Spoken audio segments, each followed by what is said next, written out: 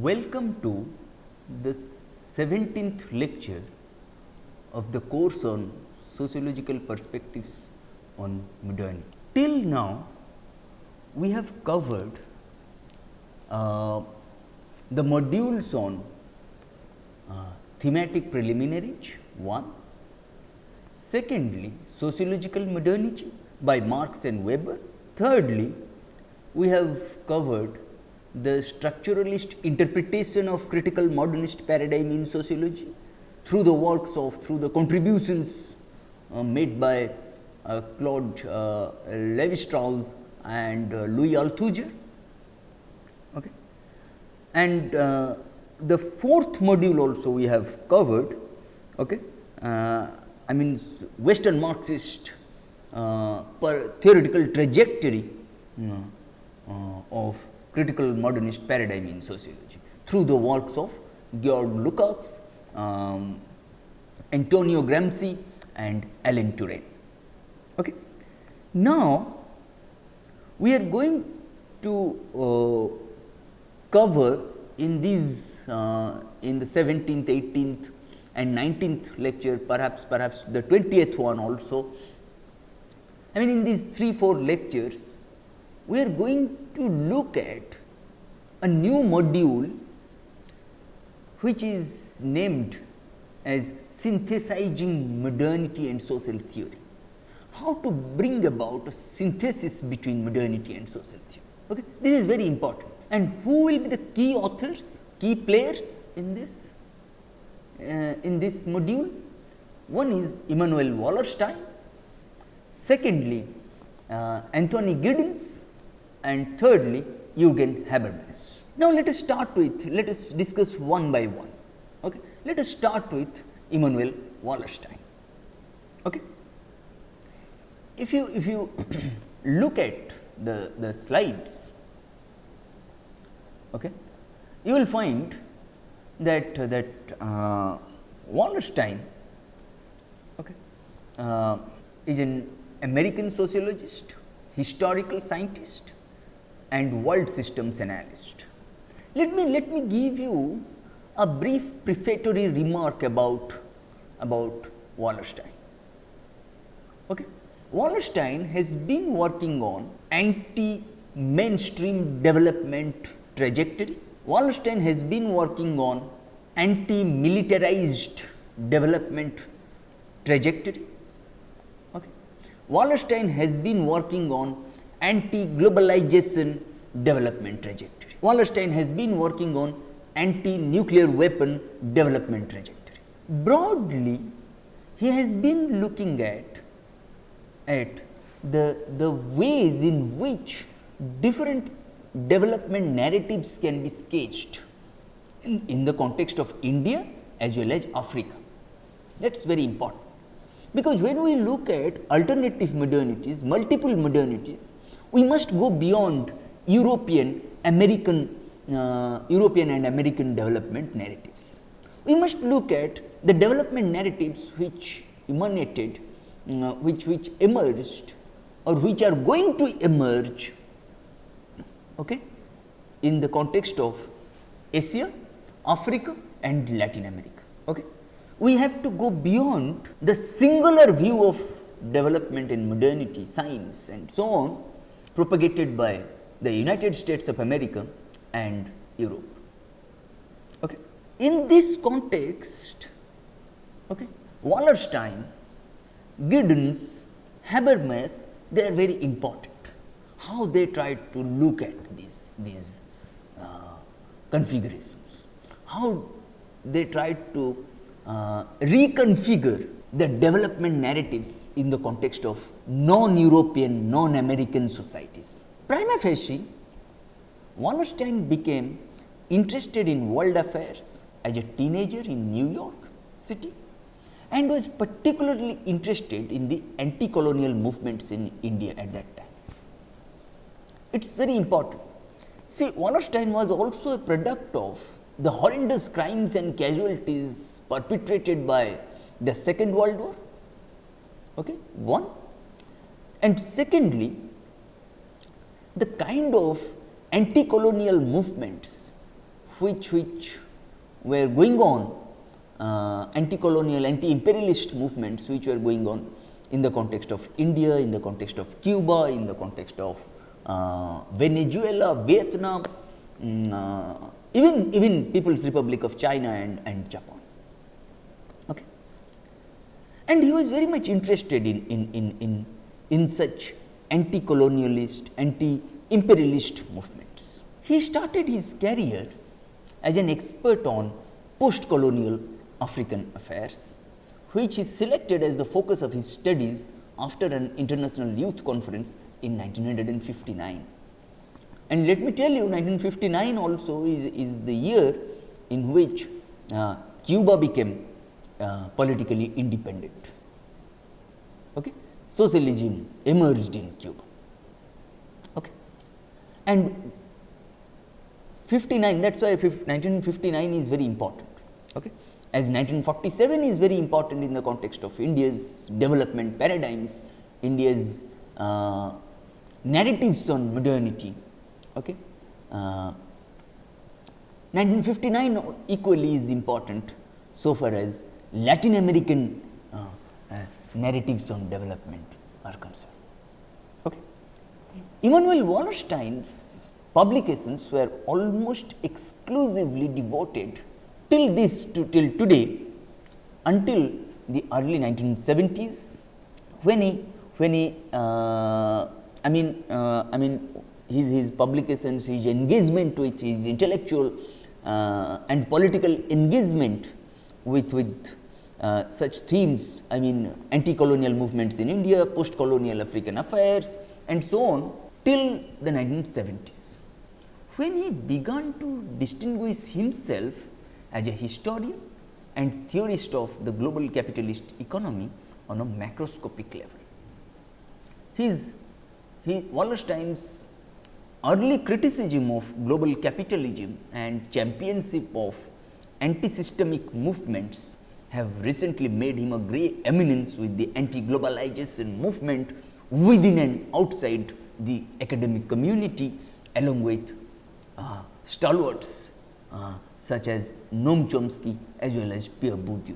Pierre Bourdieu has passed away. He passed away in 2002 or 3, I think 2003, 2, and Noam Chomsky is still alive. Okay, and these three, okay, they tried to posit, they tried to situate the debate on modernity, okay, against the backdrop of anti-globalization movements. What is globalization? Wallerstein said globalization is nothing but the way different economies are integrated into a single unified whole. Okay? Economic integration. Now, people talk about cultural integration, people talk about political integration, of course, they are very important. Okay? But Wallerstein, prima facie, he emphasized on economic integration. Okay? If you look at globalization, okay, how culturally it integrates, the way our food pattern has changed. Okay? Political integration, there are different dimensions. Okay? Bourdieu also is very important, Chomsky is very important. The way today Chomsky has foregrounded the problematic of liberalization, privatization and globalization and the urgent need for social and political movements against liberalization, privatization and globalization. I think these are extremely important dimensions to be studied, okay, in the context of critical modernist paradigm in sociology, because liberalization, privatization and globalization, they have been considered the paradigms of development, especially in the context of the way India, countries like India adopted the new economic policy in 1991, and one must understand that what may be the possible alternatives to these mainstream development narratives? What may be the possible alternatives to such state-led development paradigms? Okay? These are very important dimensions that we must discuss. Okay? That's why when we discuss Wallerstein's contributions to the debates on critical modernist paradigm in sociology, we must understand the background, we must understand the context in which Wallerstein was working, has been working. Okay. Wallerstein was influenced by anti-colonial movements, anti-imperialist movements, okay, in India as well as Africa. Okay. Wallerstein was also very much interested what kind of development paradigms, okay, what kind of development narratives were sketched, okay, in the post-colonial African affairs, in the context of post-colonial Asian affairs, okay, what kind of mode of production, what kind of development narratives the state of India has promoted over a long period of 70 years. I mean 70 years, even after 70 years of independence, what are the state-led development paradigms and what may be the possible alternatives to such state-led development paradigms. Okay. That is why Wallerstein's early criticism of global capitalism, okay, must be understood in this context, must be understood in the context of anti-colonial movements, anti-imperialist movements in India as well as Africa, also Latin America.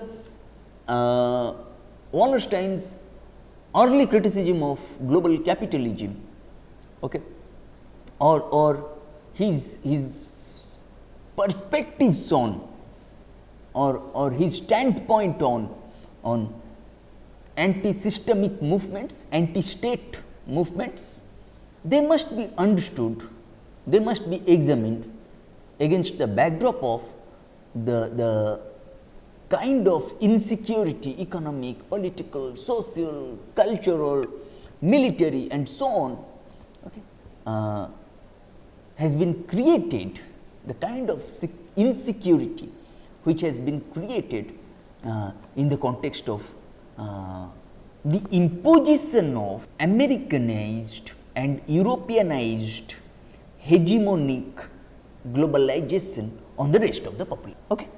We must understand this. And Wallerstein's early criticism of global capitalism and subsequently his critique towards globalization must be understood in this context.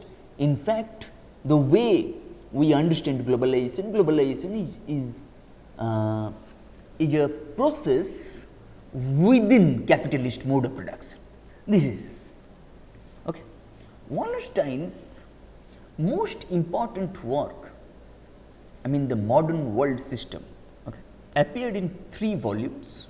In the 3 volumes, one in 1974, the second one was published in 1980 and the third one was published in 1989. In the modern world system, Wallerstein draws on 3 intellectual influences. Okay. Then what are those 3 intellectual influences? First, it was Marx.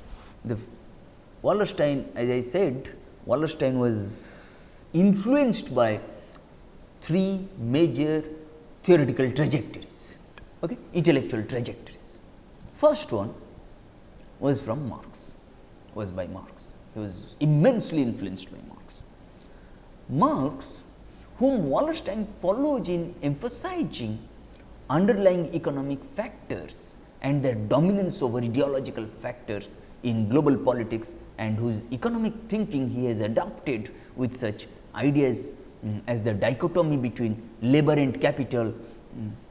We have discussed Marx's views on capitalism, modernity, science and so on, that ideology and so on. that the dichotomy between labor and capital, the staged view of world economic development through such as feudalism and capitalism, belief in the accumulation of capital, dialectic and much more.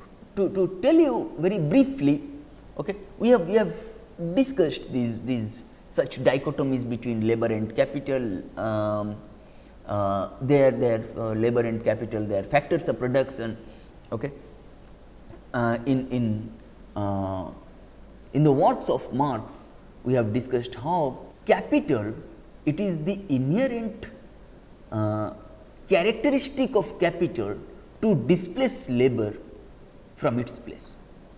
It is the inherent characteristic of capital to displace labor, and labor in turn tries to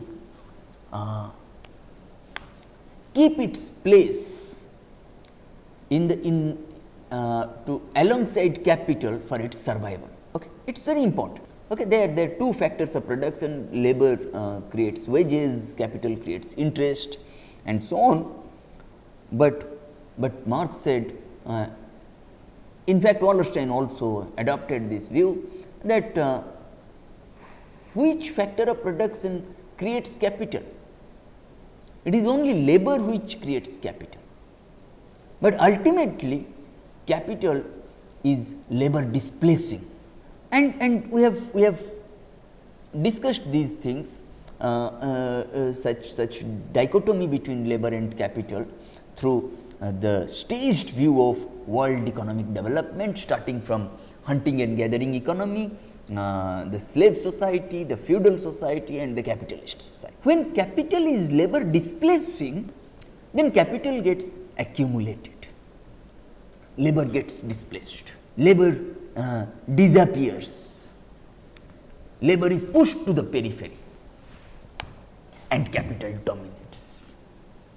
That the world economic development, the way it has propounded or the way it has carried forward the dominance of capital over labor, okay, must be challenged, must be interrogated, must be questioned. World economic development historically has believed in the unfettered accumulation of capital by displacing labor, and also the principles of dialectic, as we have already discussed in the context of Marx, that there are three principles of dialectic, namely the interpenetration of the opposites, secondly quantitative changes lead to qualitative changes, and thirdly the law of negation of negation. Okay. I need not discuss these things again and again, okay. But I hope in the initial lectures, while discussing Marx's contributions to critical modernist paradigm in sociology, we have discussed. This is the first intellectual influence, or putting it succinctly, that this is Wallerstein's works, Wallerstein's contributions to the synthesis of modernity and social theory has been intellectually influenced prima facie by Karl Marx. Okay. Secondly, the dependency theory. Dependency theory we have not yet discussed in detail. Let me tell you very quickly what is dependency theory. Most obviously, its concepts of core and periphery. When I say core, it represents the developed countries, the metropolis, and the periphery represents the underdeveloped countries or developing countries or the satellites. If developed countries are known as metropolis, then underdeveloped countries or developing countries are known as satellites. Okay. It was propagated by initially by Andre Gunder Frank in the context of Latin American model of development. Okay. What is this dependency theory? Okay. The proponents of dependency theory, including Frank, suggest that the raw materials from the underdeveloped countries or developing countries or colonized nations are in general transferred from, the raw materials in general are transferred from the underdeveloped countries to developed countries. And in turn, what underdeveloped countries such as India receive? We receive the finished products. Thereby, we do not evolve our own technology to come out with finished goods. Okay? I mean, there is always a one-way interaction between the developed countries and developing countries. Developing countries or underdeveloped countries, they only supply raw material, cheap labor force to the developed countries, and the way developed countries, they supply the finished goods, finished products at a much higher price to the underdeveloped countries or developing countries. Okay. Thereby, underdeveloped countries or developing countries, okay, they become perennially dependent on the developed countries. You know such examples, the way during the colonial period, India supplied raw materials and cheap labor force to the Great Britain, and in turn Great Britain used to supply the finished goods, I mean cotton especially, to India. Okay. Thereby, India did not or could not, rather as a colonized nation, India could not evolve its own technology to come up with finished goods. I mean, in this case, it is cotton. Okay. Then first intellectual influence by Marx, second intellectual influence by the proponents of dependency theory including André Gunder Frank, and thirdly French historian Fernand Braudel, who had described the development and political implications of existence networks of economic exchange in the European world between 1400 and 1800. These are very important documents. They will also tell you many things about the development narratives of colonialism, colonialist or imperialist development narratives. Why 1400 to 1800? Let me give you a few examples. In 1492, Columbus discovered America. In 1498, Vasco da Gama discovered India. Okay. Whether they were discoveries or not, they also should be interrogated. Such statements must be questioned. Okay. Perhaps these continents were discovered by an improved mode of production, namely European mode of production, just to plunder, just to loot these nations for centuries. Okay. Again, in the 18th century, why these are important? In 1750s, 60s, we have seen industrial revolution in Europe. Okay. I mean, these are the economic exchanges. Okay. And in France, we saw the French Revolution in 1789. That is why French historian, I mean Fernand Braudel is very important, who had described the development and political implications of existence networks of economic exchange in the European world between 1400 and 1800. These are very important. Okay. We can also discuss, if some certain things come up, then we can also discuss what happened in 1500 to 1600, 1600 to 1700 and so on. Okay. I mean, all European expansion in the rest of the world. Though we say that and Europe became, Europeans became, especially the British, the Turks, the Portuguese, the French, okay, they became excellent merchants worldwide, and through their business, through their trade, through their commerce, they tried to colonize all other nations, including India. Okay. That is why when I said in Wallerstein's reflections on the modern world system, okay, drawn three major intellectual influences. One was by Marx, secondly Andre Gunder Frank, I mean the proponents of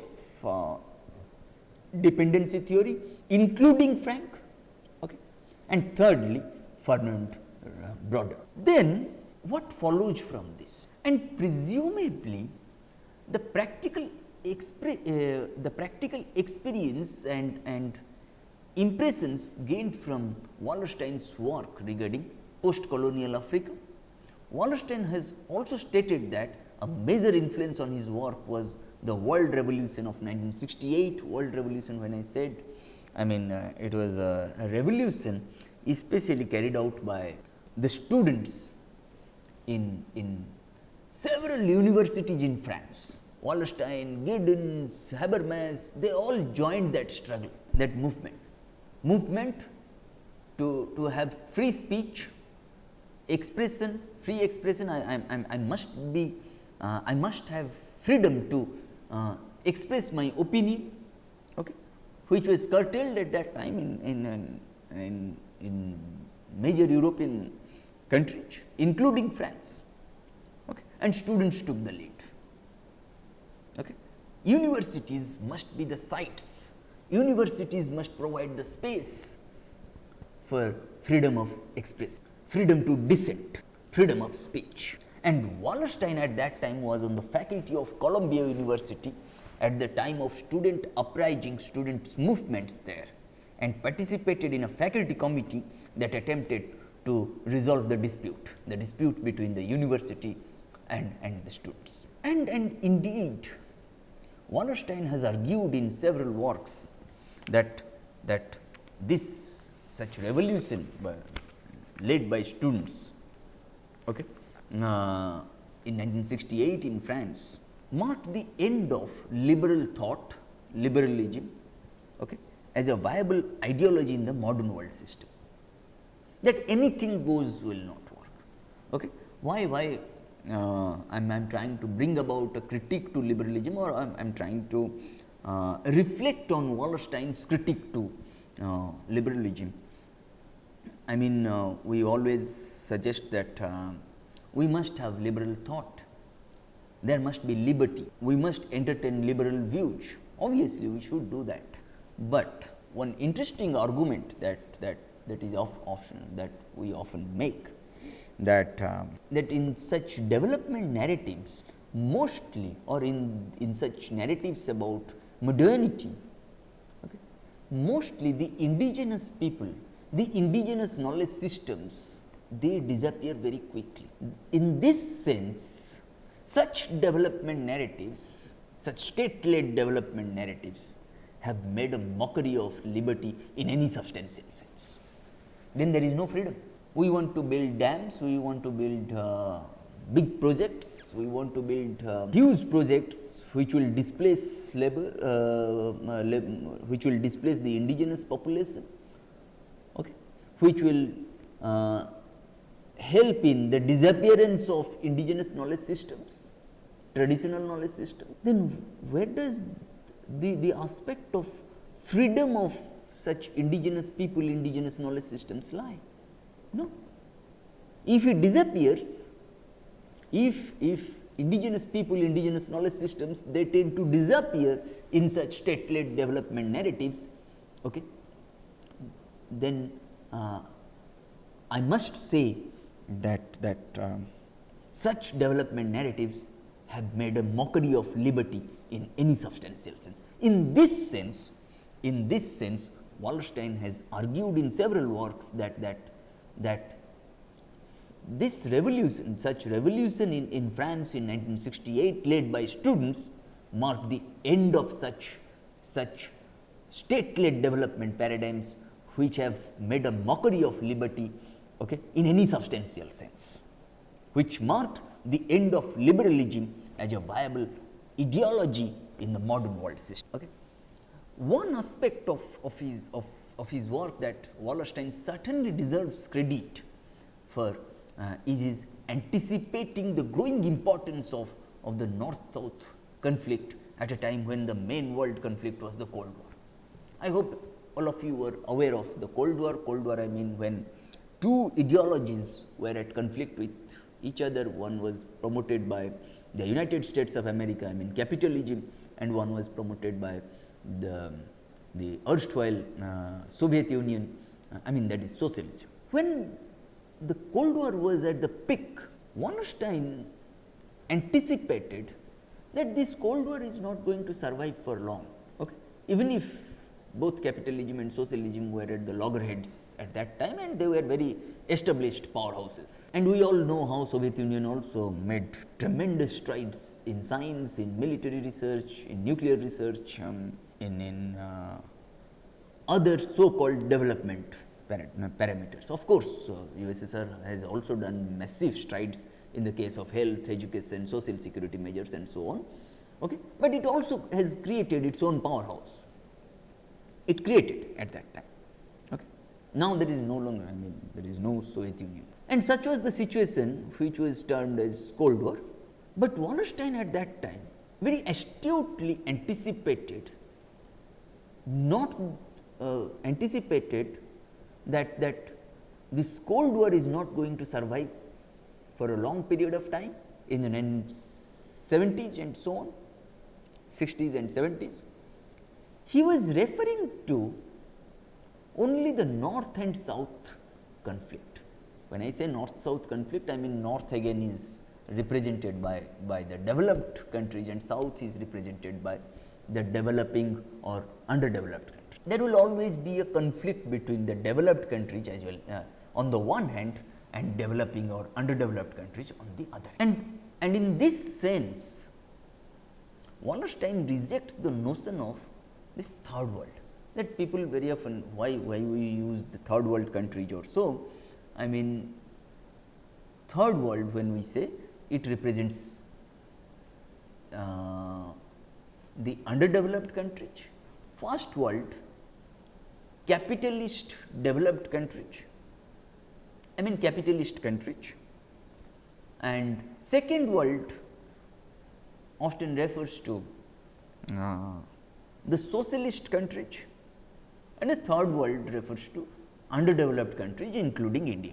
As Wallerstein was very much engaged in studying the conflicts between northern hemisphere on the one hand and southern hemisphere on the other, okay, he rejects the notion of a third world by claiming that there is only one world connected by a complex network of economic exchange relationships.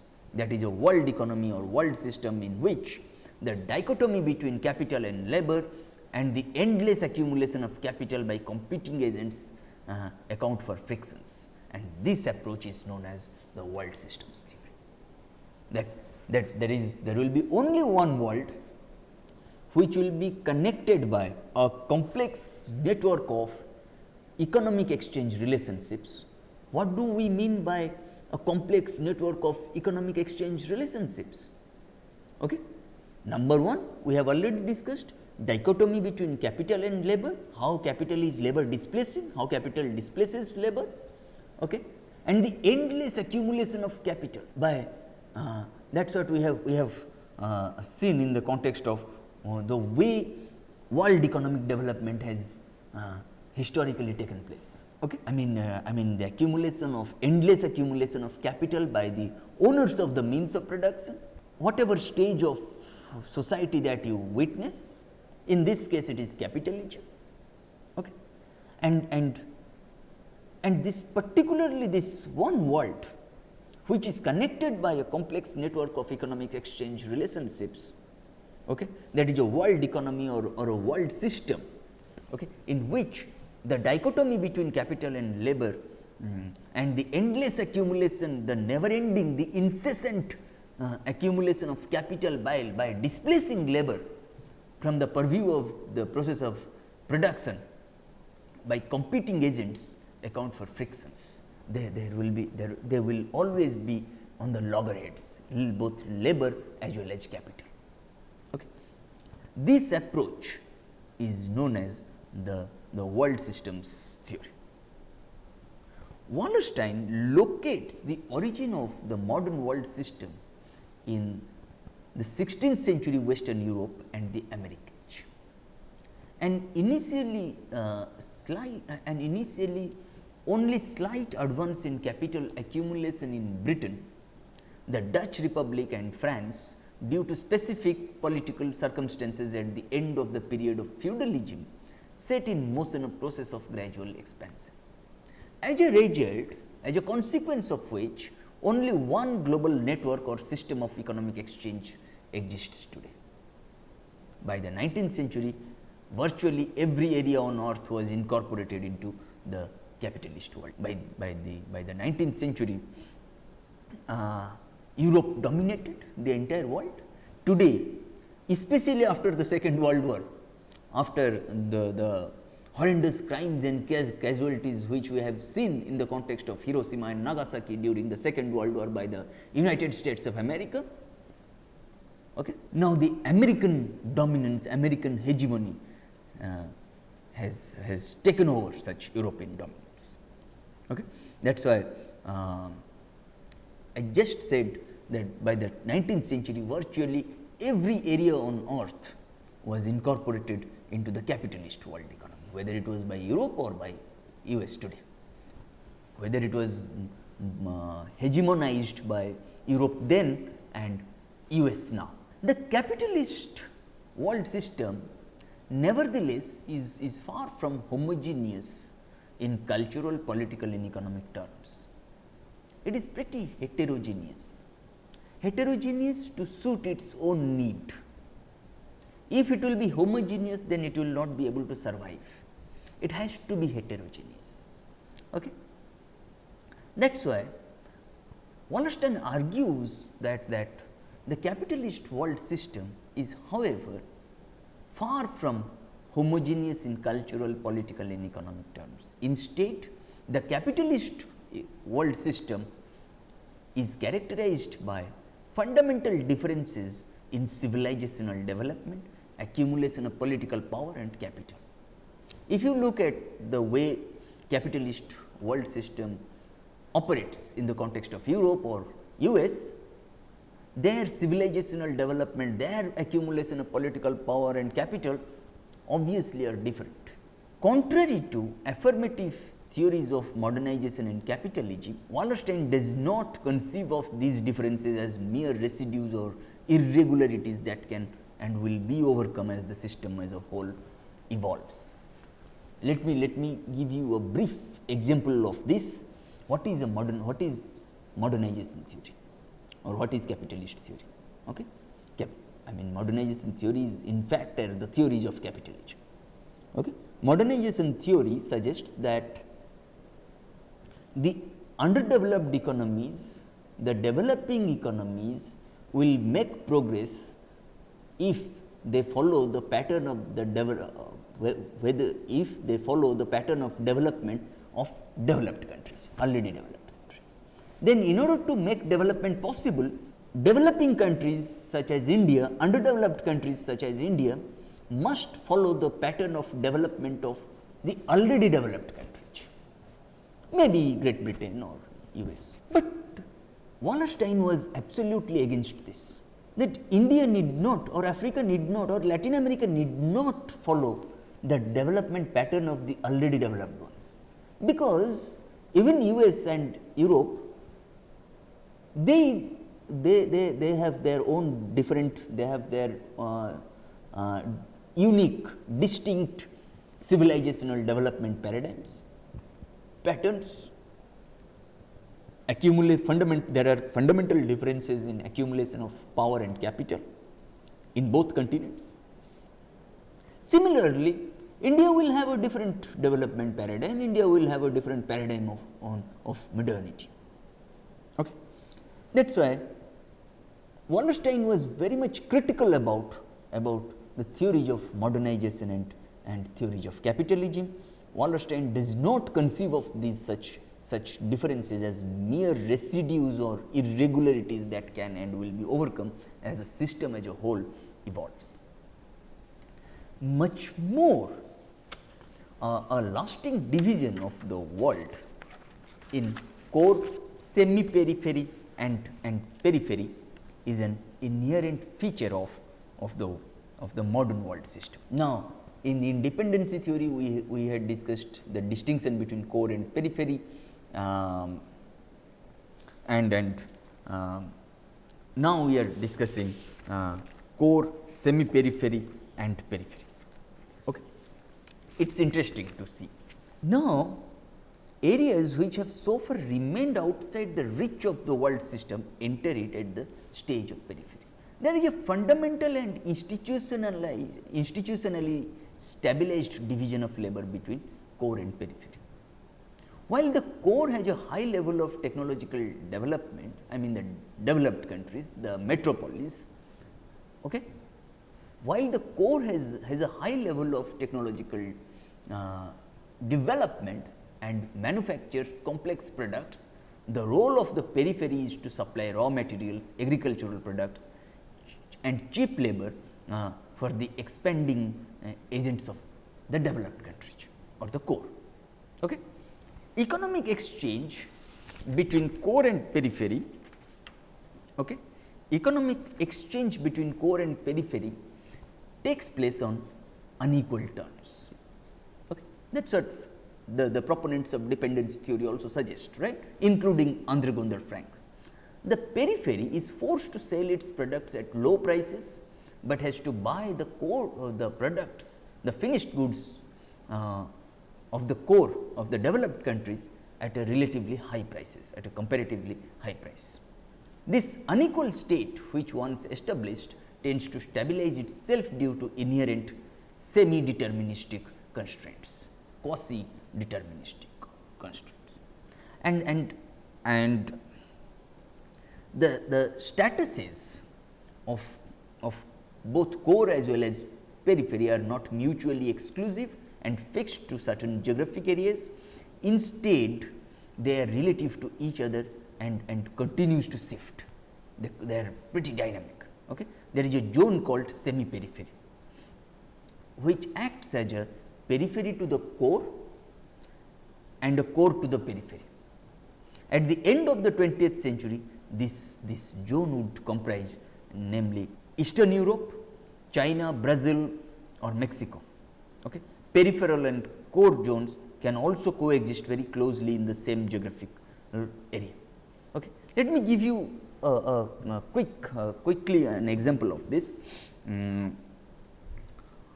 how this concept of semi-periphery has come up. Suppose India is a part of periphery so far as United States of America is concerned, but India becomes a core so far as Ghana is concerned, Sudan is concerned. I mean India's investment in Sudan is oil. Okay. That is also an interesting case in point. If you want to read critical geographies of power, I mean India's role in Africa and so on. Okay. India also has become a core to many African nations. Okay. But India becomes a periphery when it comes to European Union or the United States of America. Okay. One effect of such expansion of the world system is the continuing commodification of things, including human labor. Okay. Our labor also, when capital is labor displacing, capital also tries to attempts to commodify human labor, human self, human agency, I mean the individual gets commodified. The individual is reduced to a machine. The individual is reduced to a commodity which can be bought and sold in the market. Okay. Natural resources, land, labor and human relationships are gradually being stripped of their intrinsic value and turned into commodities in a market which dictates their exchange value. Okay. That is why I gave you the example of indigenous people, indigenous knowledge systems and so on. Even you can commodification of human labor. When you look at, you can look at the disciplines, I mean sub-disciplines within sociology. You may look at sociology of science, sociology of gender, caste, race studies and so on. even industrial sociology, industrial relations in contemporary capitalist phase. Okay, it is very important. In the last 2 decades, I mean since 1990s or 3 decades, okay, Wallerstein has increasingly focused on the intellectual foundations of the modern world system, the structures of knowledge defined by the disciplinary division between sociology, anthropology, political science, economics and the humanities, and the pursuit of universal theories of human behavior. Wallerstein regards the structures of knowledge as Eurocentric. In bringing about a critique to such Eurocentric knowledge, Wallerstein has been highly influenced by the new sciences of theorists like Prigogine. Okay. Wallerstein has also argued consistently since 1980, when the second volume of the modern world system was published, that the United States is a hegemon in decline. He was often mocked for making this claim during the 1990s, when after the debacle of socialism in the erstwhile USSR, but since Iraq war, this argument has become more widespread. He has also consistently argued that the modern world system has reached its end point. He believes that the next 50 years will be a period of chaotic instability, which will result in a new system, one which may be more or less egalitarian than the present one. Okay. Then what we have discussed quickly. Okay, I have discussed. We have discussed when I said structures of knowledge are Eurocentric in nature or Americanized in nature.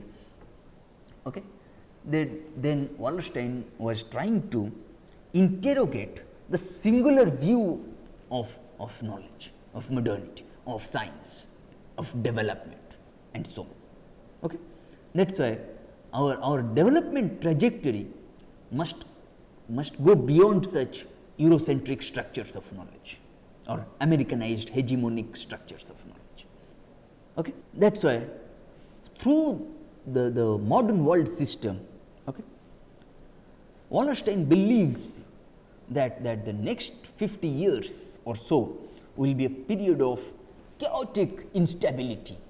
We also see, okay, in the entire world there is instability. You look at Africa, Asia, Latin America, North America, Australia, New Zealand, anywhere, Europe and so on. Okay, there is instability. Okay, even capitalism is struggling to survive. Okay, and the way Wallerstein anticipates that such instability, such inherent contradictions of capitalism will certainly result in a new system, one which may be more or less egalitarian than the present capitalist mode of production. Okay. In this lecture, we have discussed, we have started this module on synthesizing modernity and social theory. Okay.